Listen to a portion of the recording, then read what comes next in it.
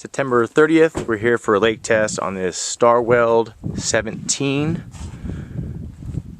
This boat is equipped with the Mercury 4-stroke EFI 90 outboard motor. Has a swim set, which is nice. Upgraded fish finder, gauge package, trolling motor, bow cushions.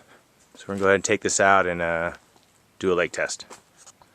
All right, we're here with the Starweld 17. We're at idle. Motor is running. Just want to go over some of the gauges. We have a nice fuel gauge, tachometer, speedometer, and volt. Here are 3 switches on the dash: nav, bilge, and live well. Bilge pump on, off. Live well is pumping. As you can tell, water is being filled.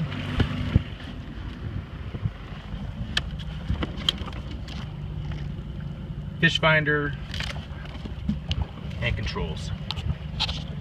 This boat is also equipped with removable front bow cushions with storage underneath, trolling motor, full windshield, rear seats, bimini top, side compartments, which is really nice.